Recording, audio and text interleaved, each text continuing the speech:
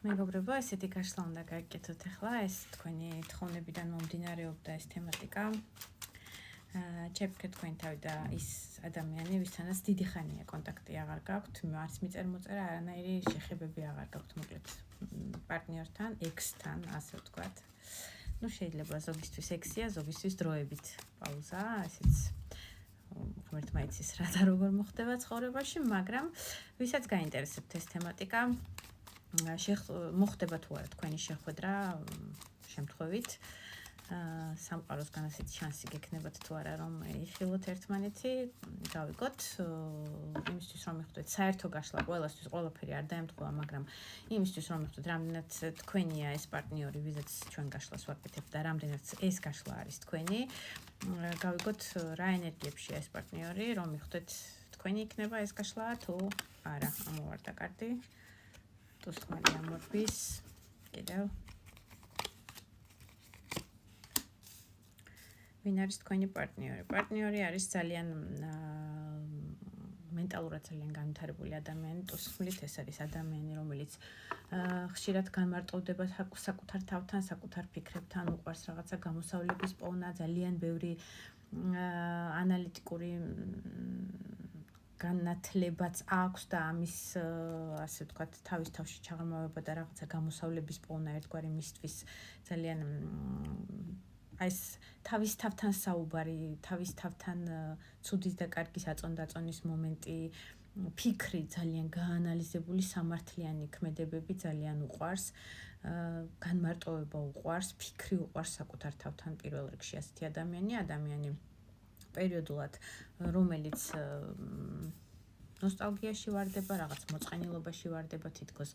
არავინ და არაფერი არ უნდა, არავინ და არაფერი არ ახარებს, არც სამეგობრო, არც ანათესაო, არც პარტნიორული ურთიერთობები რაღაცნაირად პერიოდულად აი დეპრესიაში ვარდება. ეს უფრო ვიტყოდი ხოლმე რომ ძირითადად უფრო თევზების პრეროგატივაა ესეთი პერიოდულად შენ თავთან წასვლა და სადღაც წასვლა აი საკუთარ ფიქრებში და დეპრესიაში და განმარტოვება, ასე ვთქვათ, და აი ამ სიჩუმეში რაღაცნაირად საკუთარი თავის მკურნალობა ერთგვარად ფენიქსივით აღდგომა მერე იმისთვის რომ ახალი ძალებით და ახალი ენერგიით რაღაცნაირად ისევ საკუთარ თავს აი კურნავ და გამოდიხარ უკვე შემდგომ არენაზე, სცენაზე სახალხოდ, ასე ვთქვათ, პირდაპირ გაგებით სცენას არ გულისხმობ, ეს არის რაღაცნაირად უკვე ხალისი იმისი, რომ აი თითქოს უმკურნალე შენ თავს, აი რას შევადარო, იმასაც ვერ ხვდები, საკუთარი სიჩუმით და დუმილით და ამ დეპრესიის პერიოდებით საკუთარ თავს თვითონ კურნავს, ვერავინ ვერ შველის, ვერც სამეგობრო, ვერც კეიფი,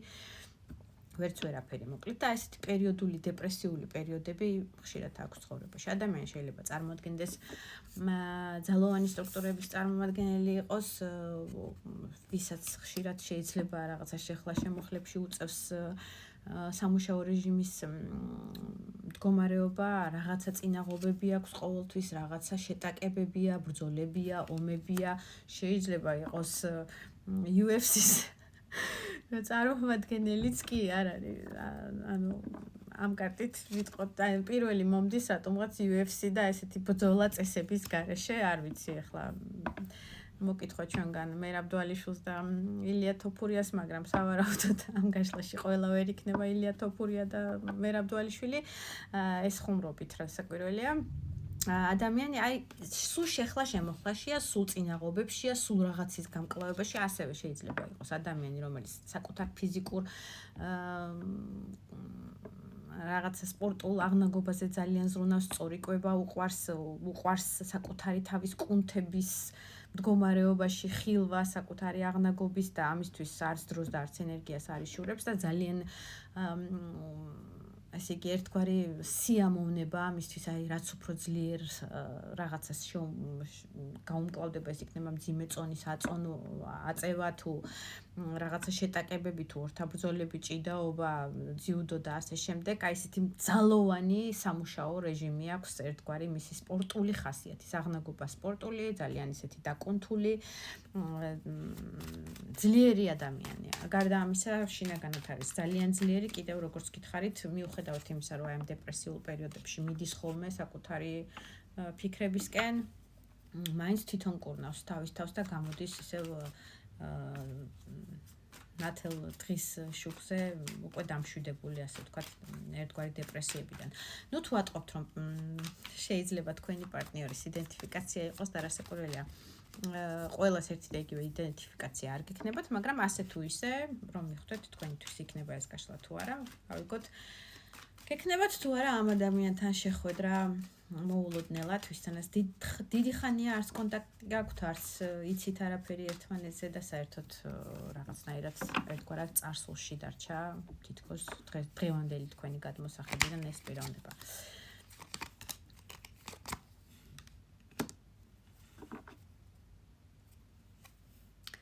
შეიძლება მოდის კალუდის ძირში. ეს არის რაღაცა გამარჯვების მომენტი. ეს არის თითქოს რაღაცნაირი გამარჯვებას მიაღწევთ რა სფეროში ახლა.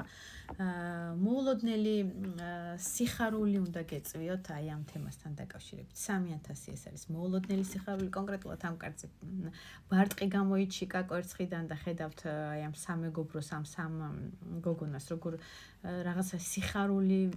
მოულოდნელი სიხარული გამოიჩეკება რაღაცნაირად თქვენ არეალში ეს სიტუაცია, რომ ამ ადამიანს შეხვდებით. არ ვიცი, ეს თქვენი აფირმაციებიდან და წარმოსახვიდან იმდენად დიდ ენერგიას გაუშვებთ სამყაროში, რომ აი მაგათ არის წარმოდგენილი, რომ აი რაღაცნაირად თქვენი სურვილის წარმოსახვა, თქვენ იმდენად გენდომებათ და იმდენად გექნებათ გაშვებული სამყაროში, რომ აი ამ ადამიანთან კიდე ერთხელ შემახვედრათ, აი რაღაცნაირად აი ძაფით თითქოს იქნება დაკავშირებული თქვენი სურვილი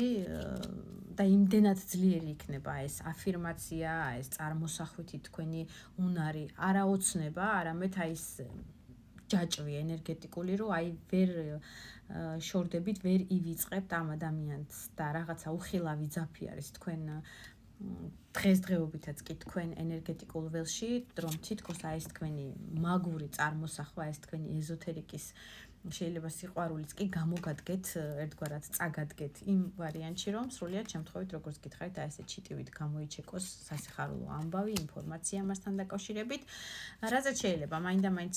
მისგან დიდი ემოციური ფონი ვერ იქცნოთ და ცოტა ძუნწის როლში იყოს, რომ აი რაღაცა გამოხატოს მაინდა-მაინც ისეთი, რომ დიდი რეაქციები, ასე ვთქვათ, და დიდი პროგრესისკენ სურვილი, რომ ხელახლა შერიგდეთ იმ მომენტისთვის ყველა შემთხვევაში, მაგრამ თქვენ თავთან იგრძნობთ ყველა შემთხვევაში გამარჯვებული თავს, რომ აი მივაღწიე თითქოს აი რაღაცა პატარა ძალა ვიპოვე ჩემ თავში იმის, რომ აი ჩემი აფირმაციით, ჩემი ლოცვით, ზოგისთვის ჩემი რაღაცნაირად ენერგეტიკულად მობილიზაციით ამაზე ფიქრით, აი დამაკავშირა სამყარომ და მომცა იმის შანსი, რომ სრულიად შემთხვევით იმ ისეთი ერთი დღე გათენდა, როცა ეს ადამიანი გამოიჩეკა ჩემ სიახლოვეს. ეს ზოგისთვის შეიძლება იყოს სრულიად შემთხვევით შეხვედრა, ზოგისთვის შეიძლება იყოს ტაძარში შეხვედრა და არ არის გამორიცხული ეს თემატიკა, იმიტომ რომ მეხუთე მაღალი არკანი ამოდის, ეს არის შეხვედრა, რომელიც რაღაცა სულიერ თემებზე გაგასაუბრებთ ერთმანეთთან და უფრო ამაღლებულზე ისაუბრებთ და ილაპარაკებთ თუ საუბარი გექნებათ, ვისაც გექნებათ, ვიდრე პირდაპირ სიყვარულზე და რაღაცა ესეთ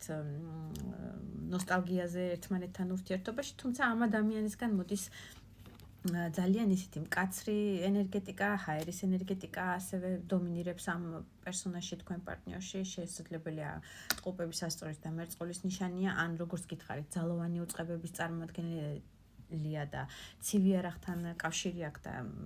ყოფილების კარტიც არის ხმლის მეფე და რაღაცნაირად აი იმ თავის გულის ცეცხლს და გიზგის, რომელიც წარსულში კი დარჩა ის თქვენი პერიოდი, მაგრამ მასში ისევ აი ეს ბუხარი, ანთია, ეს ცეცხლი გიზგიზებს და არ ჩამქრალა, ასე ვთქვათ, ის ნოსტალგია, ის რაღაცა შეცდომები ვინც ვერ აპატიეთ ერთმანეთს, ვერ გაიაზრეთ რა და როგორ უნდა შეგშლოდათ და რატომ შეგეშალათ და ვერ მოიბოდიშეთ ამაზე. ეს ყველაფერი მის გულში ჯერჯერობით ანთია, თუმცა ამ ყველაფერზე ძალიან მკაცრად, ძალიან ცივად, ჰაერის სტიქის მეფესავით კანონიერათაც პრინციპში